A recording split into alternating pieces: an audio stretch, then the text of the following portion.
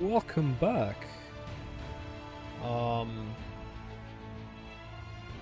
Okay. I quit the game and rejoined it, and now this happened. We're not in-game anymore. That's odd. Maybe that was a kind of tutorial?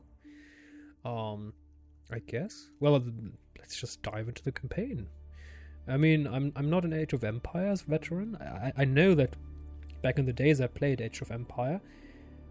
The old version where you had this cheat, where this dude in his car came with a rocket launcher.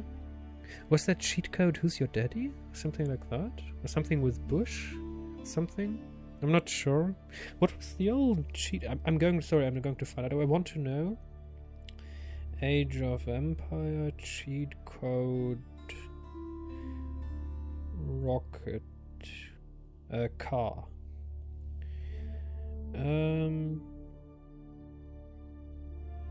Lumberjack, how to turn this on.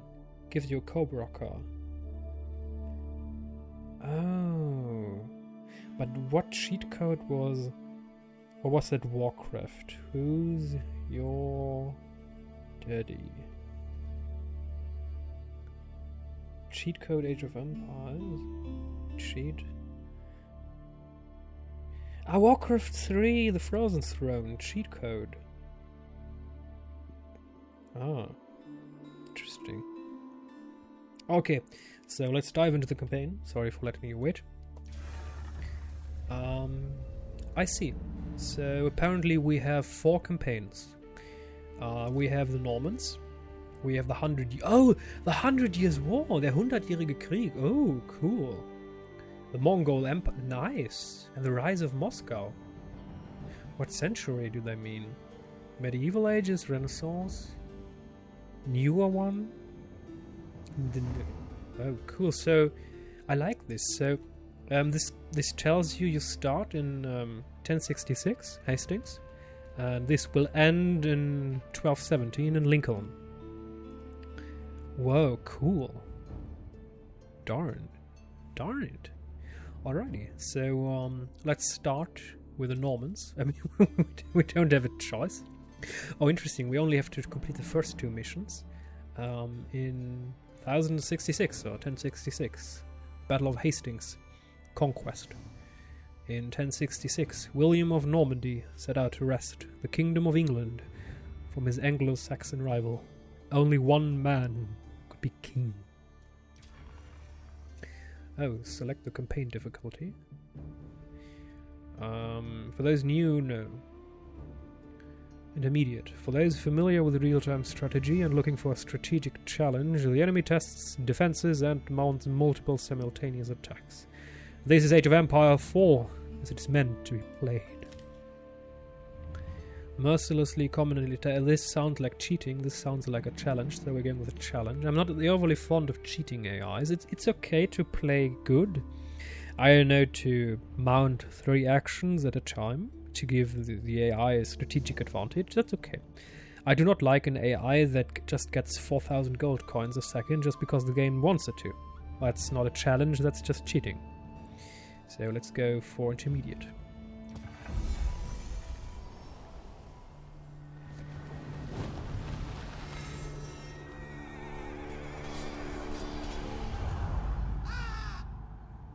Some events leave a deep mark on history, but none on the land.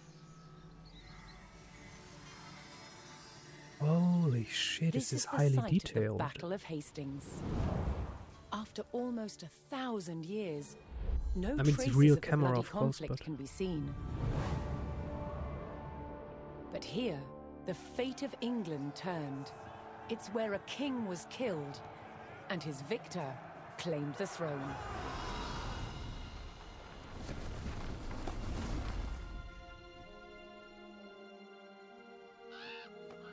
October 14th, 1066.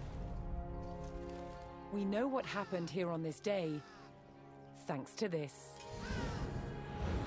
The Bayeux Tapestry. A carefully preserved illustrated record of events. It shows the main players. Harold, the newly crowned Anglo-Saxon King of England, and his challenger, William. Duke of Normandy. William claimed the previous king had promised him the crown.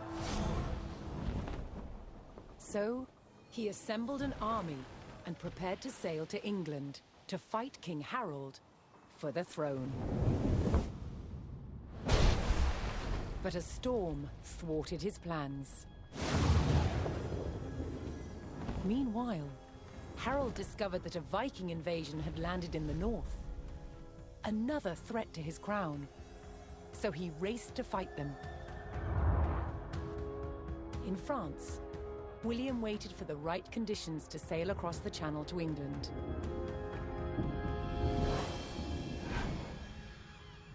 The weather cleared.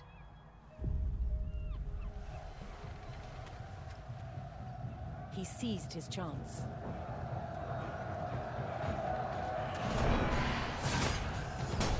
"250 miles north, Harold had defeated the Vikings. Now, hearing of William's arrival, his army sped south. At 9 o'clock in the morning, on this hill, William's Norman army were ready to do battle with Harold's Anglo-Saxon men. The stage was set, and up for grabs, England itself.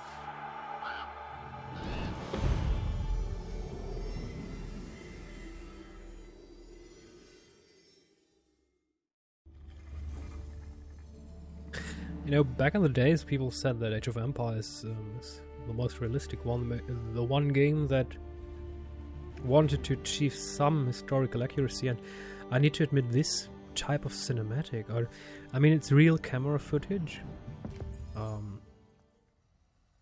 where they added some information to make events of past visible. And I dig it. I like it. I enjoy this style. It's beautiful. It's realistic. It's nice. I hope this game continues this kind of quality, especially the tapestry. I mean, damn, the quality. You were able to see. I mean, sure, it's real camera footage, but still, this is inside of a game.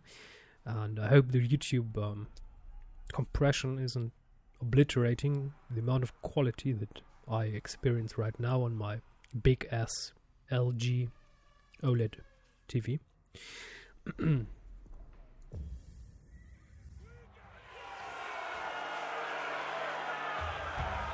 On October 14th, 1066, William of Normandy stood ready for battle at the base of a hill.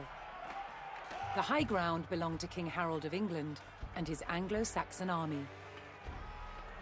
Here, on this hilltop, the fate of England would be decided.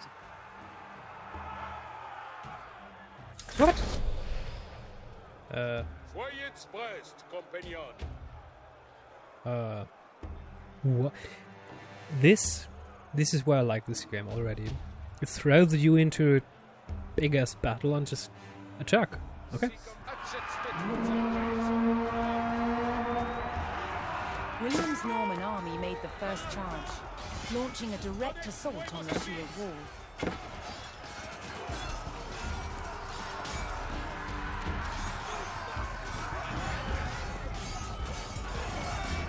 Though William's army fought fiercely against the shield wall, it would not yield. As one man fell, another took his place. Overlapping shields in tight formation made for a near impenetrable barrier. Realizing his army could not break the shield wall, William called for a retreat.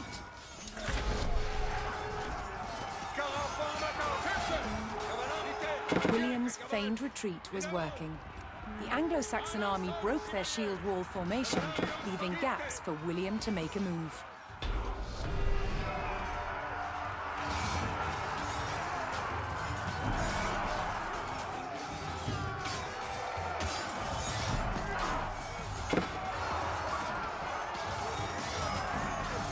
With Harold's men no longer in shield wall formation, William could pick them off as they charged.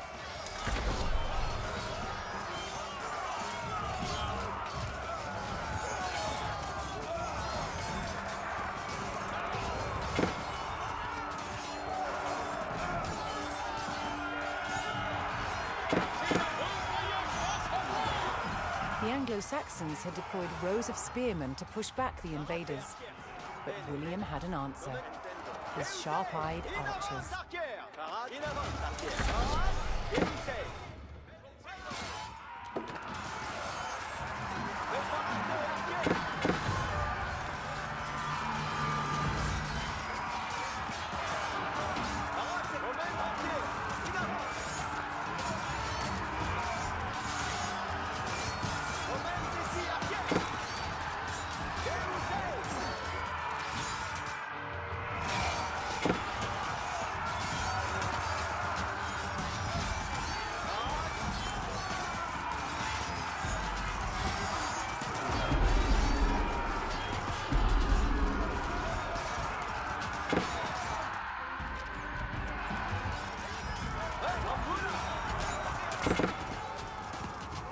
More Norman men-at-arms reinforced William's army.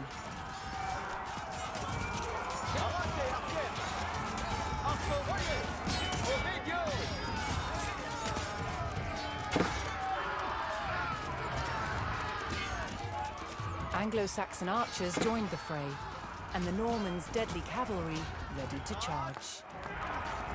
But first, William's forces had to eliminate the enemy spearmen, whose sturdy polearms could easily bring down a horse.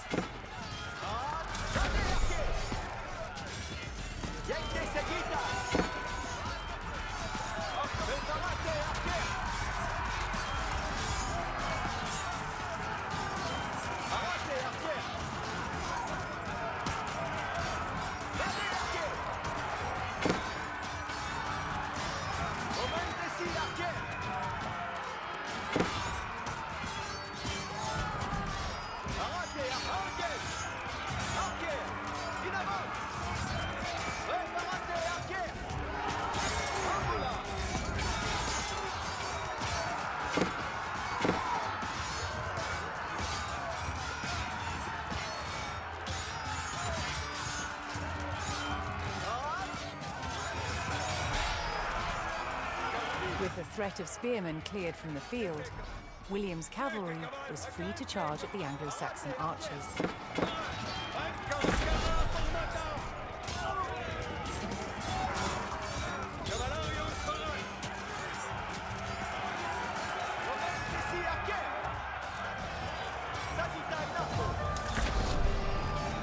The Anglo-Saxon army was in disarray. Their shield wall had been neutralized, and their numbers were dwindling. Now the only thing standing between William and victory was King Harold himself.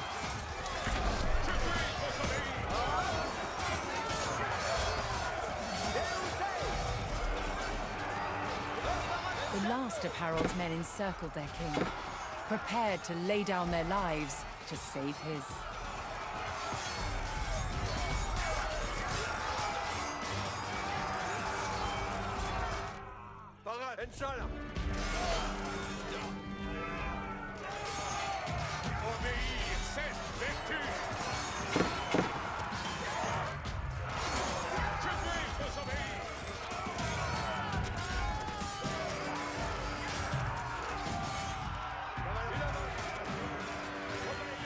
Oh, remaining reinforcements, interesting. I like this concept. I would like to see this in Warhammer 3. Let's see if that happens.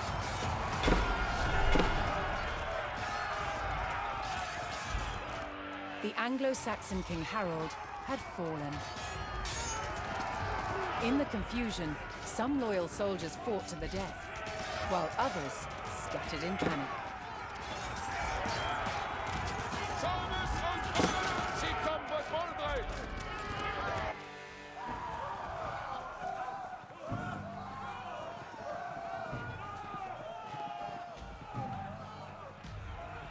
Leaderless and defeated, the last of the Anglo-Saxon army fled for their lives.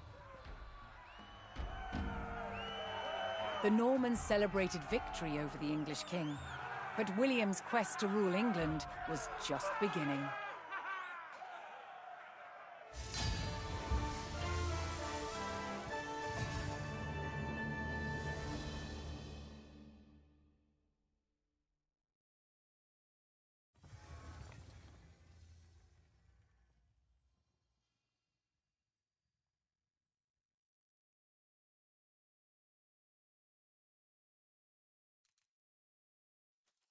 What? Building a castle? Nova Stella? Norman Kong. Okay, let's watch this content. Whatever that is. At Guédelon in France, to understand how castles were constructed... Oh, I've seen this documentary about this castle. They're they're building it with one hand from tools. scratch, Like using in just medieval the ages. tools and materials of the medieval age. It's a 25-year project. The world's biggest archaeological experiment.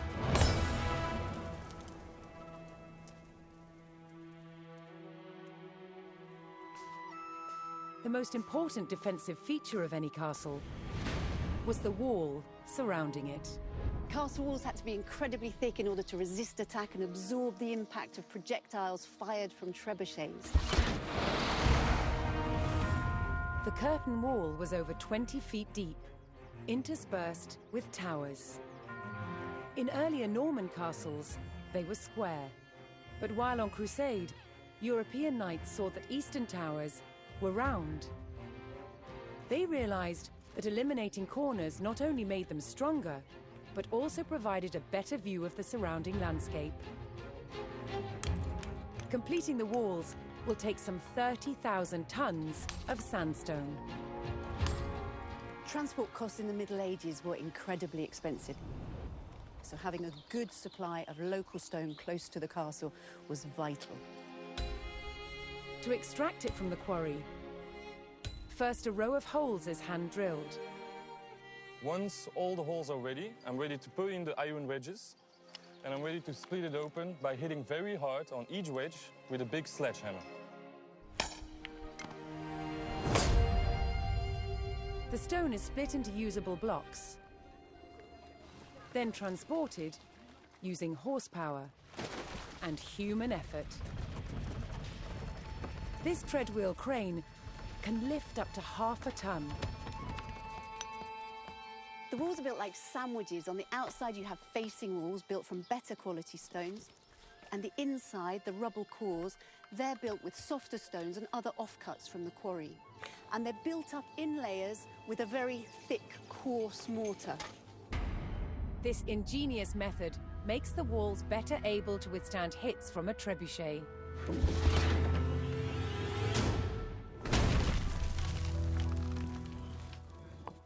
Sandstone is too hard to be carved into intricate windows, vaults, and steps. Instead, softer, more expensive limestone is used. These sophisticated building techniques make castles the ultimate feats of medieval engineering. It's a testament to their construction that so many still stand today. Damn, I like this. It's beautiful. It gives you a perspective about the life that you just experience in the game. I knew about this castle. I once saw. Sorry, that I kind of talked whilst. Well, the in-game sound was more important. I saw a documentary about this castle once. That they have trouble trying to build a castle. Only with the tools that people had in the medieval ages. Even though, as far as I know, they don't live on site. It's a sort of project. So they have like a camp or hotel, maybe. I don't not really remember that. And they just travel there to spend time. A beautiful project. And this is Nova Stella. What? Novus Rex. A new king? What? Page from history. Okay. Okay. In April 1066, a bright star with a long streaked tail appeared in the night sky and burned for weeks. Its appearance coincided with the imminent invasion of England by William of Normandy. It is interesting.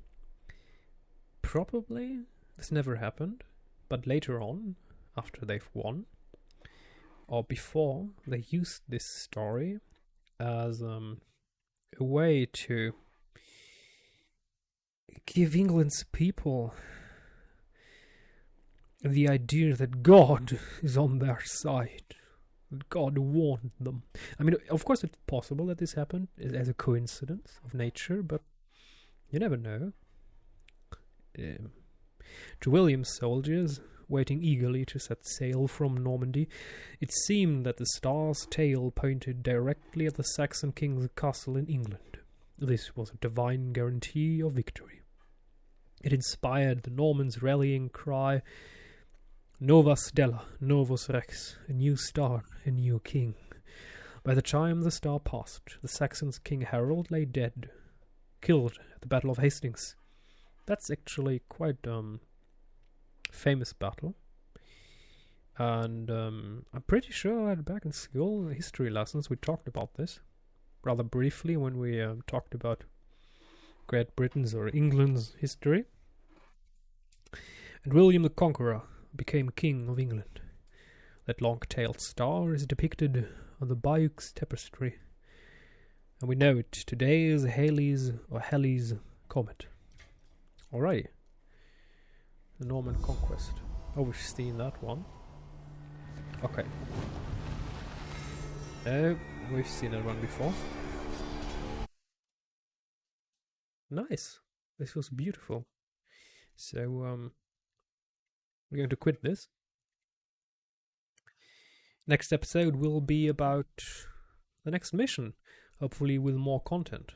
More videos, more cinematics. I mean, it's not cinematic, it's a video made with a real camera. With a beautiful quality. I mean, you can see some sort of compression. There are probably too many hours of content. And even in 135 gigabit of storage, couldn't fit all of it in. So they had to use some sort of compression, but damn, this is high quality. I like it. I like this, what we've just seen. I'm going to recheck the footage first. That's why I'm going to quit this now. I want to make absolutely sure that we do not have this crackling sound. It ruined a lot of episodes. Hopefully, it's now gone. I also made a new patch came out for my NVIDIA graphics card. Maybe it was a driver problem. Maybe that's why it's gone. I'll see to it to ensure that this recording has optimal quality. So until we meet again.